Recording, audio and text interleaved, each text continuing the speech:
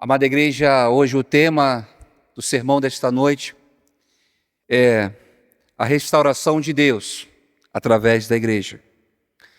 A restauração através da igreja.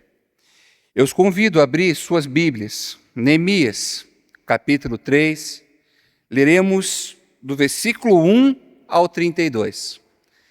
Continuamos então a exposição do livro de Neemias. Se não me engano, faltam apenas poucos capítulos para a gente completar essa exposição.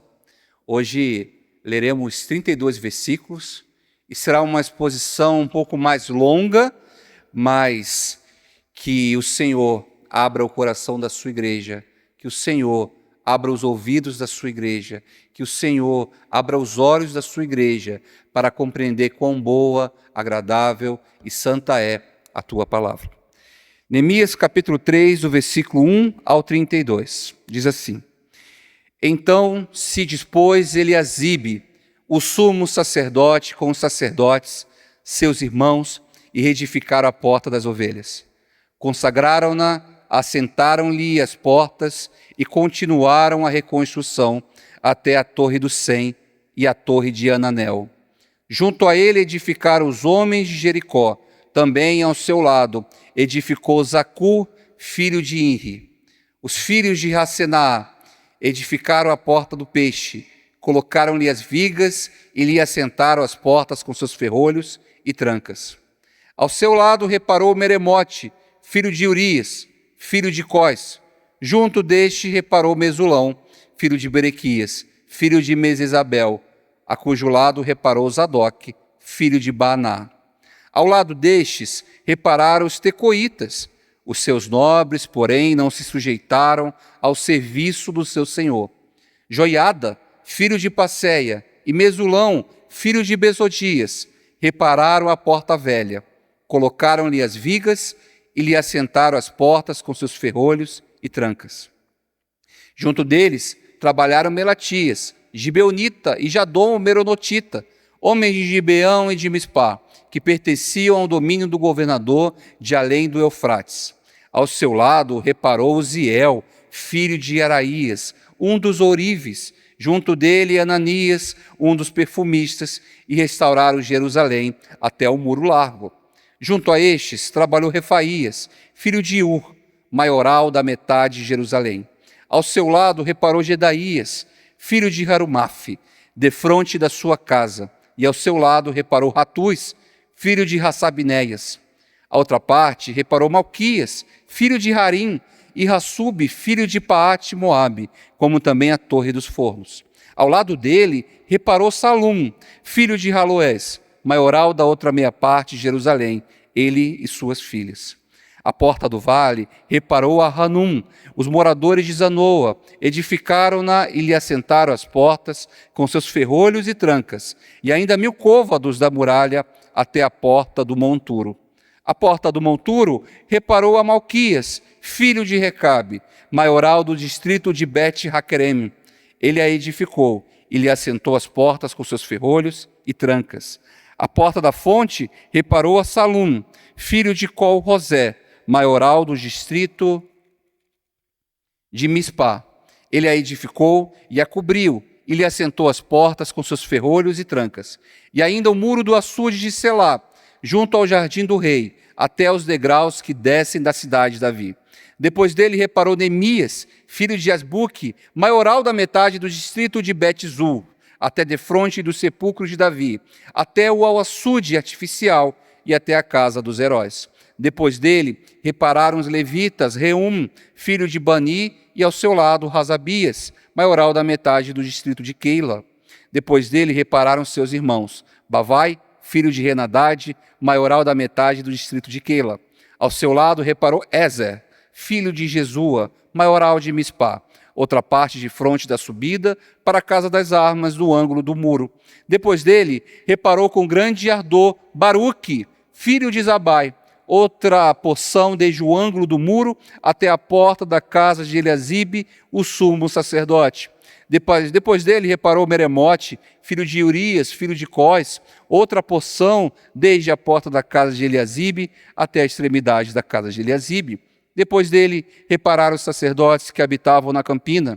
Depois repararam Benjamim e Razube, defronte da sua casa. Depois deles, reparou Azarias, filho de Maacéias, filho de Ananias, junto à sua casa. Depois dele, reparou Binui, filho de Hanedade, outra porção, desde a casa de Azarias até o ângulo e até a esquina. Palau, filho de Uzai, reparou defronte do ângulo e da torre que sai da casa real superior, que está junto ao pátio do cárcere. Depois dele, reparou Pedaías, filho de Parós. E os servos do templo, que habitavam em Ofel, até defronte da porta das águas, para o oriente e até a torre alta. Depois repararam os tecoitas, outra porção defronte da terra grande, da torre grande e alta, e até ao muro de Ofel. Para cima da porta dos cavalos, repararam os sacerdotes, cada um defronte da sua casa. Depois deles reparou Zadok, filho de Imé, defronte de sua casa. E depois dele Semaías, filho de Secanias, guarda da porta oriental.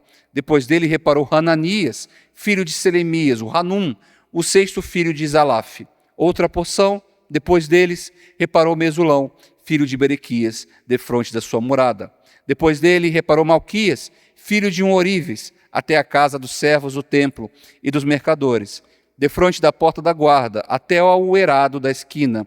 Entre o eirado da esquina e a porta das ovelhas, repararam os Orives e os mercadores. Vamos orar? Pai Santo, Deus Eterno, como amamos Sua palavra, Pai. Até mesmo uma lista de construção pode nos falar ao coração, Pai. Portanto, abra os nossos olhos, mais uma vez eu te peço, Pai. Derrama sobre nós a Tua sabedoria, a Tua graça e exalta-te nesta noite, em nome de Jesus. Amém. Amados irmãos, a gente ama realmente a Bíblia, porque se não fosse amor, como ler uma lista tão grande e sermos abençoados por estas palavras, não é verdade? Mas, como eu disse, o tema da mensagem de hoje é a restauração do mundo através da igreja. Como Deus restaura um mundo em ruínas? Como Deus restaura o mundo em ruínas? A Escritura responde pela aliança. Desde Abraão, Deus prometeu abençoar todas as famílias da terra. E em Cristo está restaurando todas as coisas, até o dia em que a restauração será final, será completa.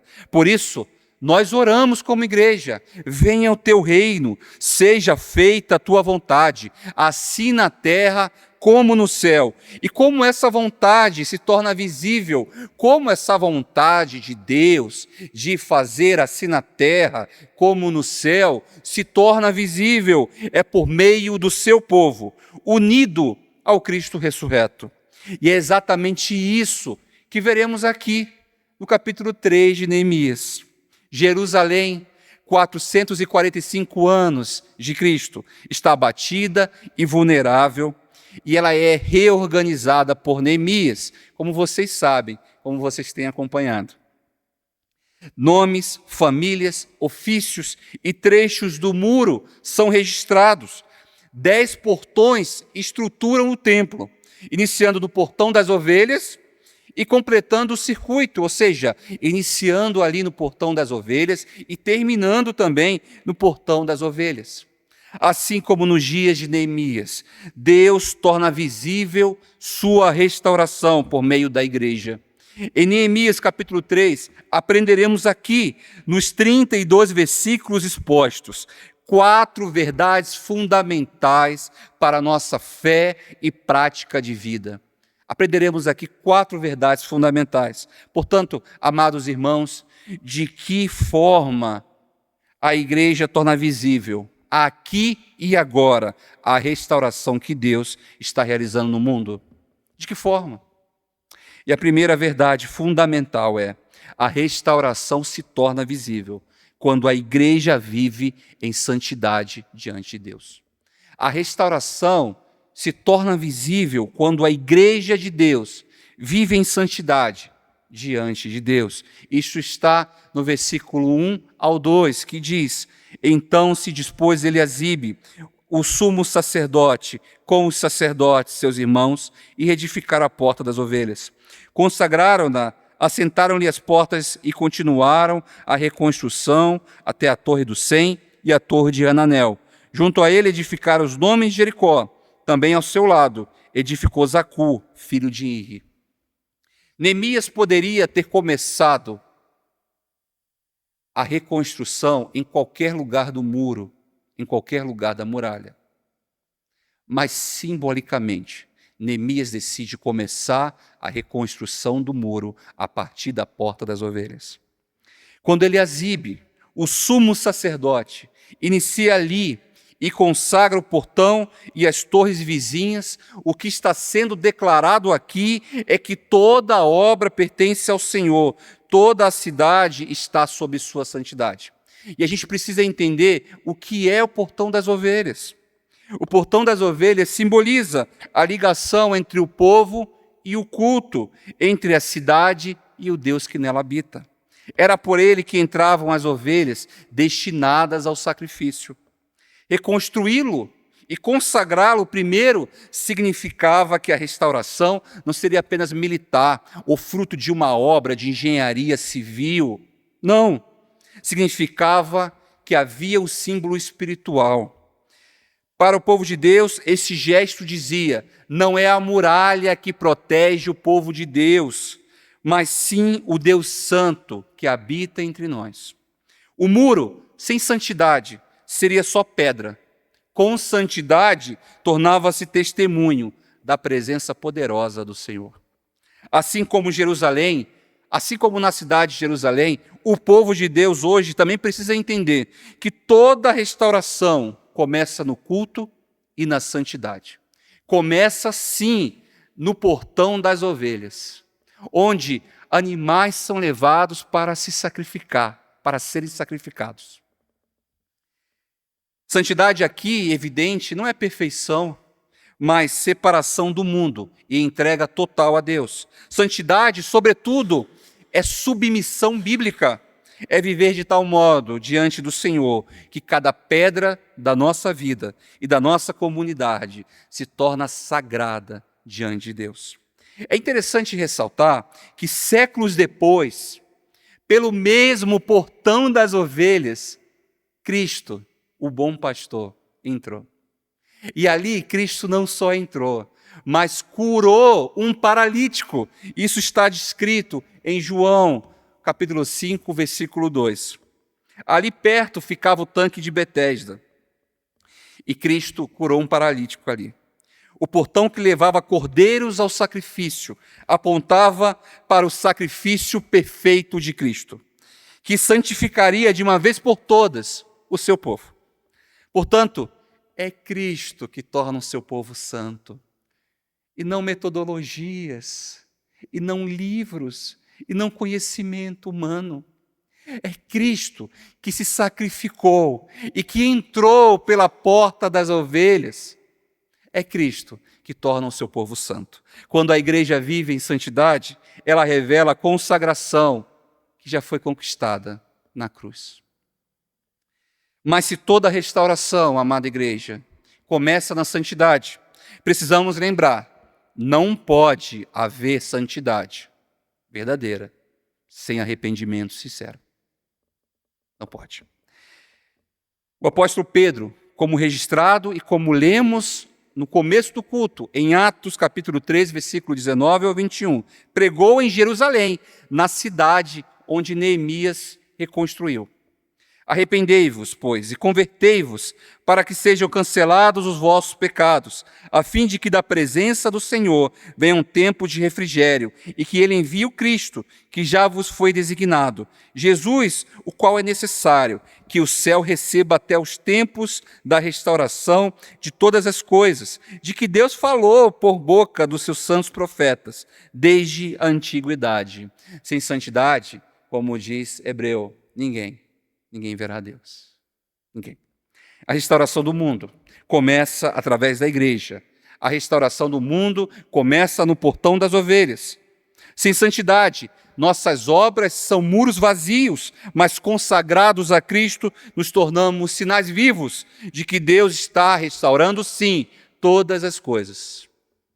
Amados irmãos, ainda há uma segunda verdade fundamental que aprendemos na reflexão deste texto bíblico. E a segunda verdade é que a restauração se torna visível quando a igreja permanece unida em sua missão. A restauração de Deus no mundo se torna visível quando a igreja permanece unida em sua missão. Versículos 3 ao 12 diz: os filhos de Racenaá edificaram a porta do peixe, colocaram-lhe as vigas e lhes assentaram as portas com seus ferrolhos e trancas. Ao seu lado reparou Meremote, filho de Urias, filho de Cós. Ao seu lado reparou Mesulão, filho de Berequias, filho de Mesesabel. Ao seu lado reparou Zadok, filho de Baaná.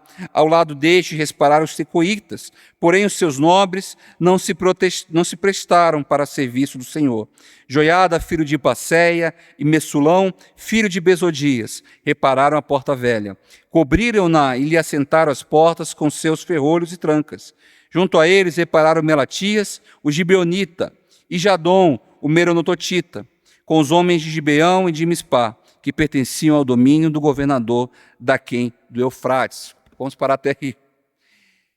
O que eu quero dizer é que este trecho marca, e é marcado pela repetição, ao seu lado, junto dele, ao seu lado, revelando o ritmo de uma obra comunitária, de uma energia e de um movimento intenso. O povo de Deus se uniu, todas as pessoas de diferentes jeitos e características e perfis se uniram para restaurar, então, as muralhas de Jerusalém. Um outro fato interessante é que nem todo mundo estará ao nosso lado. Aqui, os nobres de Tecoa não se dispuseram ao serviço. Isso está registrado no versículo 5. Este registro é importante, porque qualquer pessoa que tenha feito algo para Deus, qualquer pessoa que tenha tentado fazer algo no mundo, se deparou com gente que está perto de você, mas não o ajuda em nada. Tem gente que sim, é verdade, não nos ajudará. Verá a restauração e ficará de fora, assim como os nobres de Tecoa.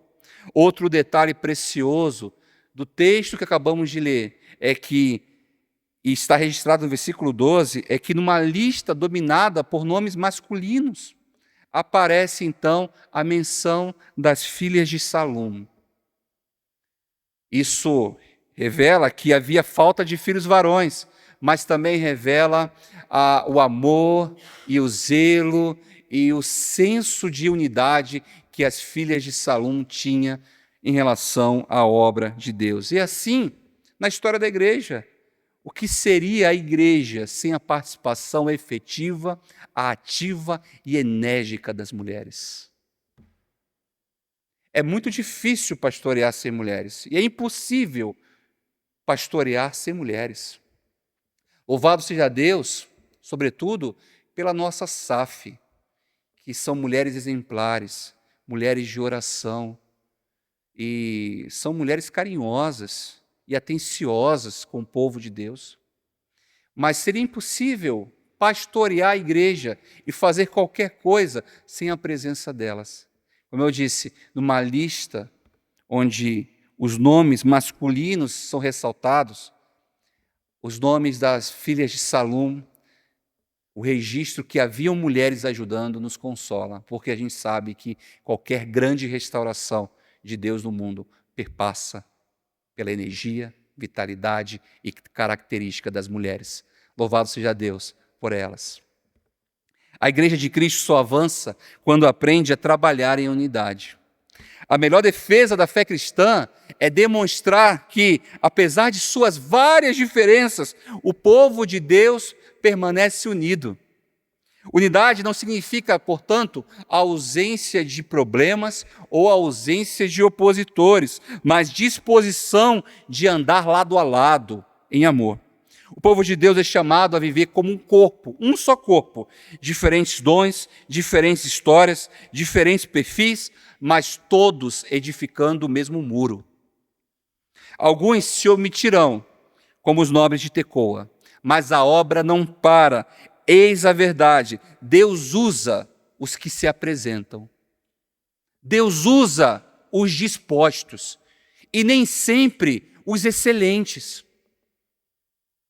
Gente que é excelente no que faz, a estrela da manhã, famoso, e gente que sabe tudo, fique do seu canto. Deus usa quem está disposto a restaurar o mundo através da igreja, quem está disposto a servir. É por isso que o serviço ele é feito por gente simples e gente que talvez pense que não seja grandes coisas, mas tem prazer no servir, e por isso Deus faz grandes coisas no mundo através de gente simples, mas gente disposta, gente que diz: eis-me aqui. A unidade é a marca do povo restaurado. Uma igreja que não é unida é uma igreja que não é restaurada. Paulo nos lembra a diversidade de dons, mas o Espírito é o mesmo, 1 Coríntios, capítulo 12, versículo 4. E Jesus orou que todos sejam um, para que o mundo creia em mim.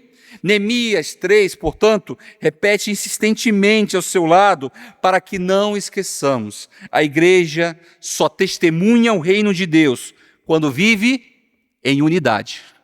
Ninguém quer fazer parte de um povo desunido. A unidade da igreja, ela revela quem Cristo é. A unidade da igreja atrai pecadores para ela.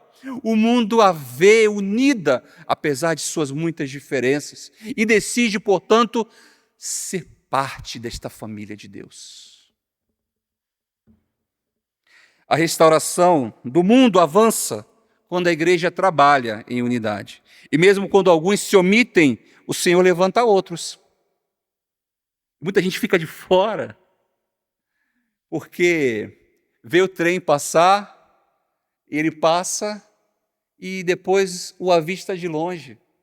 Ele poderia ter embarcado nesse trem, ele poderia ter estado junto, participando de uma grande obra, mas decide ficar além, decide ficar aquém. Deus usa o seu povo, mas Deus usa a gente disposta. É impressionante ver isso nas realidades dos seminários do Brasil.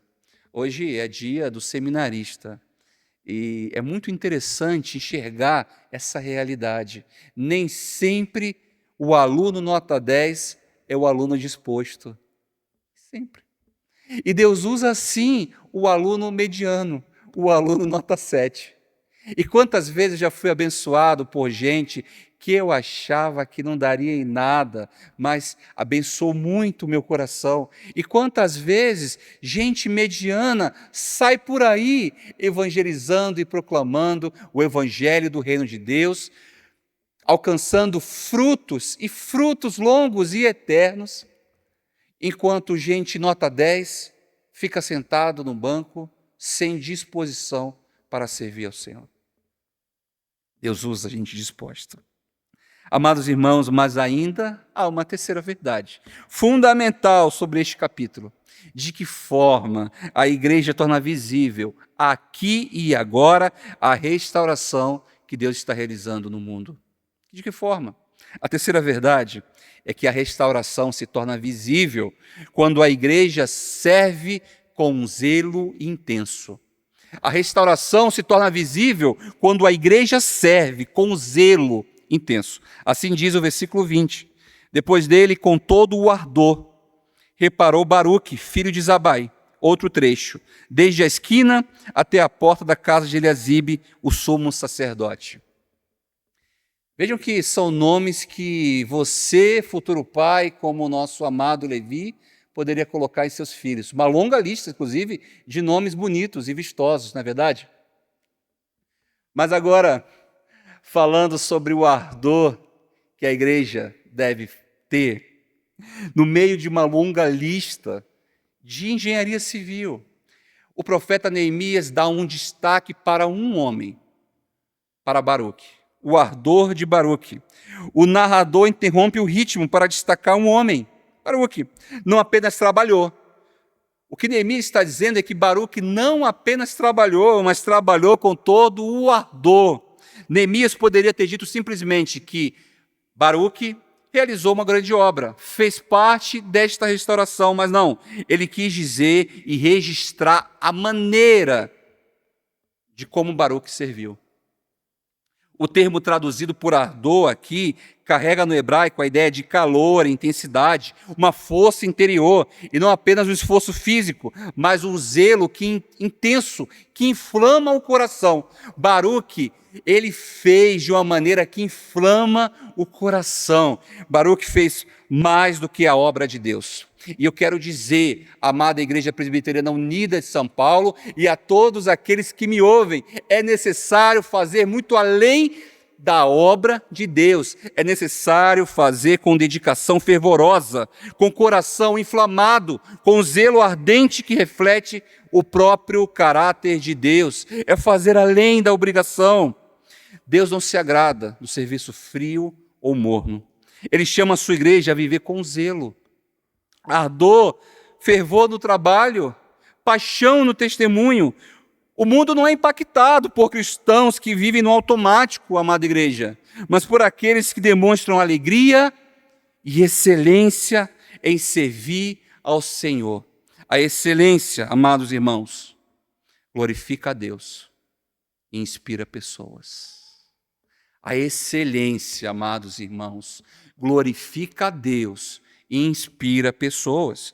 E a Bíblia fala repetidas vezes sobre o zelo como a marca visível do povo de Deus. Paulo nos exorta: no zelo não sejais remissos, sedes fervorosos de espírito, servindo ao Senhor. Romanos capítulo 12, versículo 11. E o próprio Cristo foi consumido pelo zelo da casa do seu Pai. Zelo é amor que arde em obediência.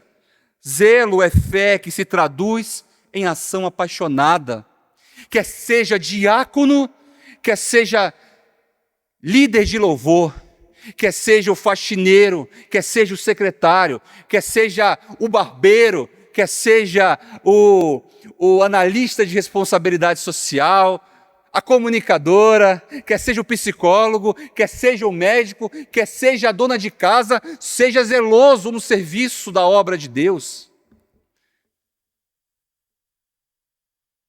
Amada igreja, não é à toa que a gente ainda consegue se reunir em união como santos, mas deixamos muito a desejar na excelência.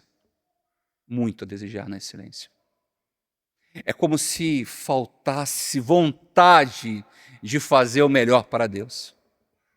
É como se a gente tratasse a casa do Pai como casa de qualquer pessoa e não de Deus.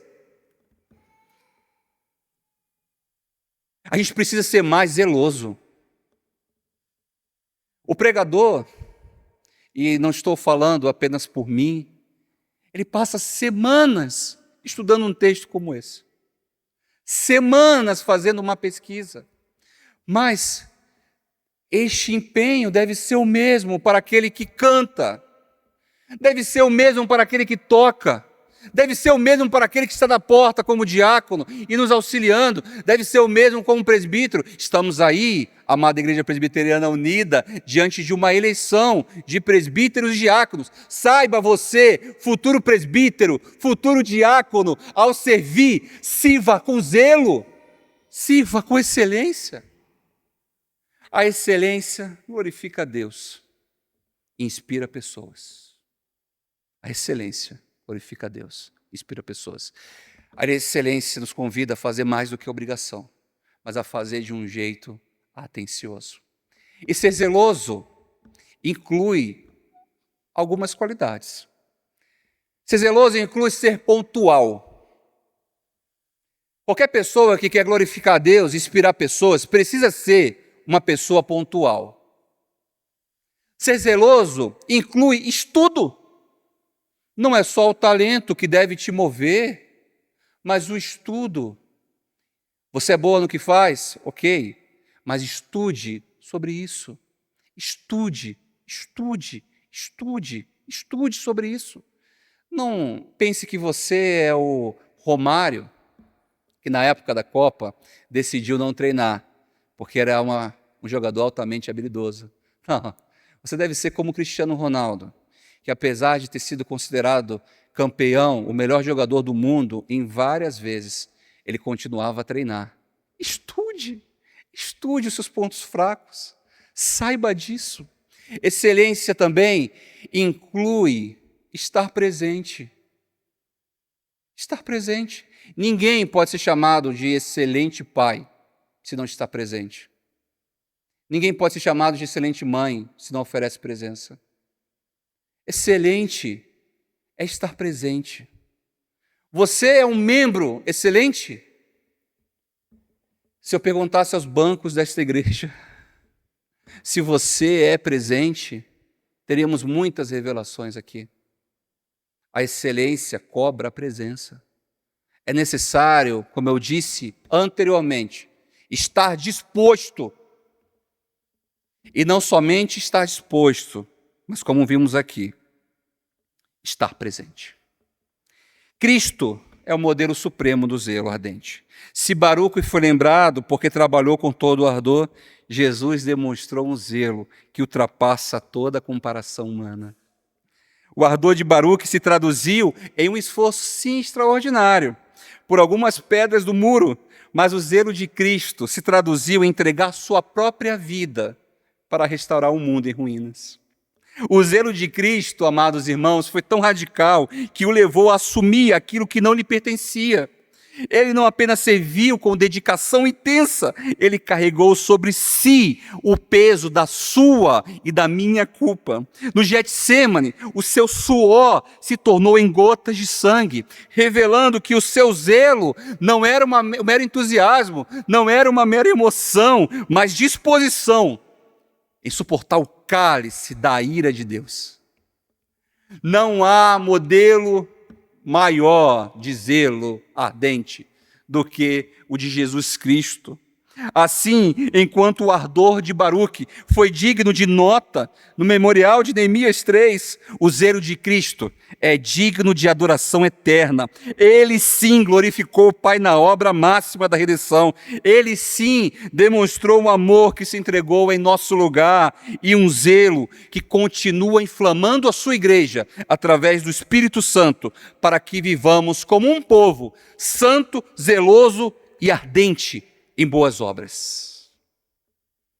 Se Cristo Jesus demonstrou tanto zelo assim por gente como você, por que você não demonstra também o mesmo zelo assim por amor a Cristo? Cristo, ele continua sendo esse tapa sem mão que a gente recebe. Porque Cristo disse: olhe para mim, eu fui zeloso. Olhe para mim, eu fui até o fim e fiz o melhor para alcançar você e a mim. Mas enquanto a gente fica preguiçoso, vivendo no automático, a gente não consegue glorificar Deus e nem tampouco inspirar pessoas. Deus convoca esta amada igreja a viver de uma forma zelosamente ardorosa, de excelência máxima. Façam o máximo com aquilo que você tem em vossas mãos, e Deus fará um milagre através de vossos serviços. A restauração do mundo floresce quando a igreja serve com zelo ardente, onde há crentes que não apenas trabalham, mas trabalham com paixão pelo Senhor. O mundo enxerga sinais claros. O mundo enxerga sinais claros da restauração de Deus no mundo. Amados irmãos, mas ainda uma quarta verdade fundamental sobre este capítulo. De que forma a igreja torna visível aqui e agora a restauração que Deus está realizando no mundo? E a quarta verdade é que a restauração se torna visível quando cada crente assume sua responsabilidade diante do Senhor.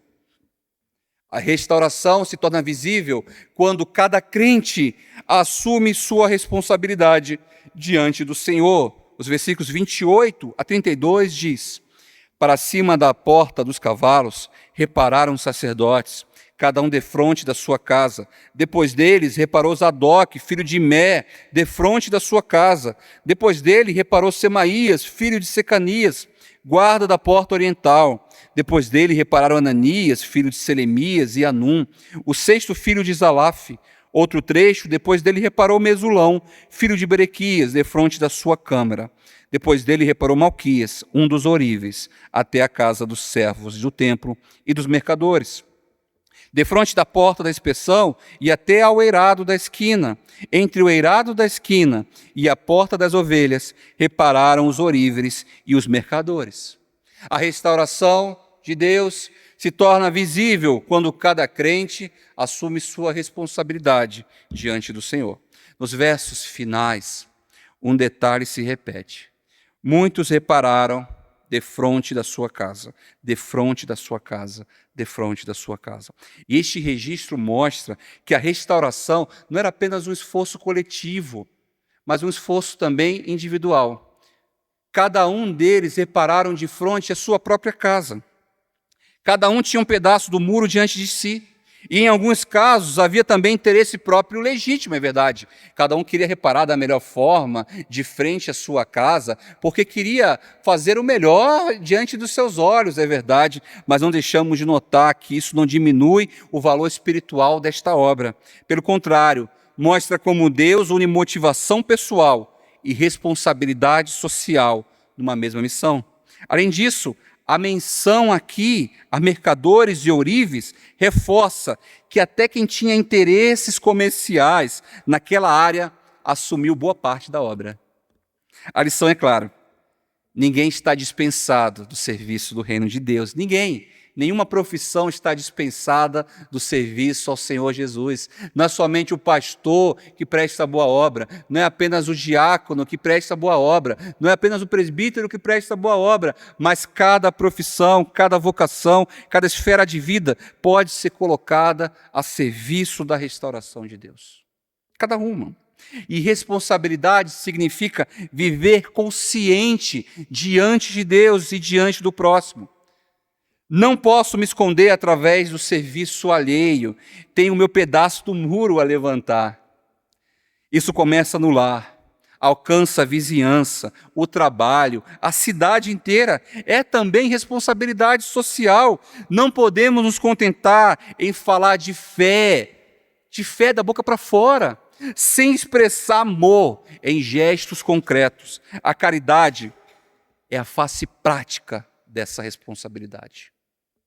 Quando a Igreja de Cristo assume a sua responsabilidade, a Igreja de Cristo aí sim se torna relevante. E nós somos a Igreja Bíblica unida e relevante. Quando cada um de nós assume sua parte no muro da restauração, a gente sim se torna pessoas relevantes. Será que todos estão assumindo suas responsabilidades? Será que todos estão fazendo a sua parte? A responsabilidade é a marca de quem entendeu o reino de Jesus. Paulo nos lembra em Gálatas 6, versículo 5, cada um levará o seu próprio fardo. E Jesus nos ensinou a orar, seja feita a tua vontade, assim na terra como no céu. Responsabilidade, portanto, é viver de tal forma que a vontade de Deus se torne visível em nossos pedaços de muro, dos nossos tijolos, sejam eles grandes ou pequenos. Cristo assumiu sobre si toda e qualquer responsabilidade. Como eu disse, carregou sobre si o nosso pecado, entregou-se em nosso lugar, e Ele nos chama hoje a assumir o espaço que nos foi confiado, servindo como sinais do reino que já chegou, mas ainda não se completou. Amados irmãos, vocês também têm um trecho do muro diante de si. A sua família, o seu trabalho, a sua vizinhança, a sua igreja. Não fuja da responsabilidade que o Senhor lhe confiou. Não espere que outros levantem as pedras que estão diante da sua casa. O reino de Deus se torna visível quando cada um de nós diz: aqui está o meu pedaço. Senhor, eis-me aqui para servi-lo. Aqui está o meu pedaço desta obra. Senhor, eis-me aqui. Você tem levantado o seu muro ou tem deixado outros levantarem no seu lugar? Em toda obra, em qualquer lugar do mundo, há pessoas que apenas observam, mas em qualquer lugar do mundo, há pessoas que participam dela. Lá no Rio, quando a gente decide virar uma laje, isso significa, e é bom explicar, eu não iria explicar, mas hoje eu preguei, aliás, ontem eu preguei este sermão à minha esposa, e ela perguntou, o que é virar uma laje? Então eu percebi que o termo não é popular para todos. Virar a laje no Rio é fazer sua laje, é colocar as estruturas e vigas, e cimento, e tijolo, e fazer uma laje. Laje, para quem não sabe, é aquilo que fica em cima, ali, no teto. É uma laje, não é verdade? E toda a viração de laje no Rio acontece por meio de um churrasco, ou até mesmo de uma feijoada. Você convida os seus amigos, a sua galera, coloca ali uma música legal para tocar, um louvor bacana, e a gente vira a laje. Então, um monte de gente, um monte de homem, um monte de mulher, virando a laje. Gente que não é engenheiro, gente que não é pedreiro, gente que não entende muita coisa, mas está ali disposto a servir. Mas em toda viração de laje, Lari, tem aqueles que ficam de longe e que só foram para comer. Todo lugar é assim. Gente que participa de longe e só chega no bem bom, Betinho. Em todo lugar tem isso, não é verdade? Deus não nos chamou para apenas festejar e para apenas comer. Ele tem nos chamado para participar. Cada um tem a sua responsabilidade na viração de laje. Cada um tem a sua responsabilidade na restauração do mundo.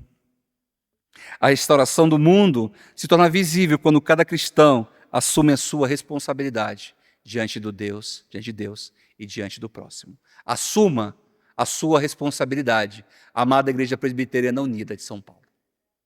Para concluir, Neemias 3 não é apenas um inventário ou antigo de muros e portões. Nós estamos aqui diante de uma lista de uma construtora.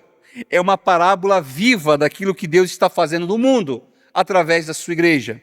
Vimos 4 verdades que moldam a nossa fé e a nossa prática. A primeira verdade, santidade diante de Deus. A segunda verdade, unidade na missão. A terceira verdade, zelo intenso no serviço. E a quarta verdade, responsabilidade pessoal e responsabilidade social. Cada pedra consagrada, cada família ao seu lado, cada coração inflamado, cada trecho de fronte da sua casa, tudo isso sinaliza a restauração de Deus que está em curso. Mas tudo isso só é possível por causa do Evangelho.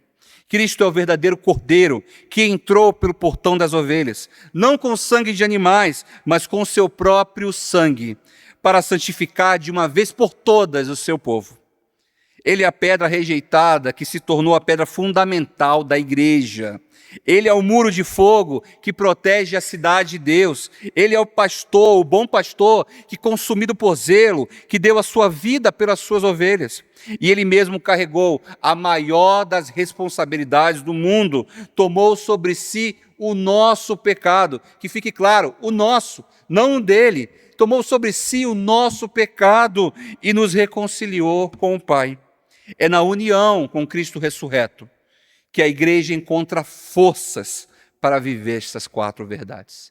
Sem união com Cristo é impossível sermos santos, unidos, zelosos e responsáveis. É impossível. Talvez você esteja aí se indagando, como eu farei isso? Como eu serei isso? Se você não foi alcançado pela graça, se você ainda não confessou o Senhor Jesus Cristo como o Senhor, é impossível a você. Receba Cristo agora, em nome de Jesus. Somente através de Cristo poderemos alcançar as 4 verdades. A excelência, amados irmãos, glorifica a Deus. E ao assumir responsabilidade, somos feitos cooperadores do reino que já chegou, está chegando. E a esperança não falhará. O dia virá em que a obra está completa. Eu tento sempre terminar com estas verdades. Falar sobre a restauração de Neemias exige que a gente seja o mais claro possível com a igreja. Um dia, Cristo terminará esta obra. E o dia está chegando.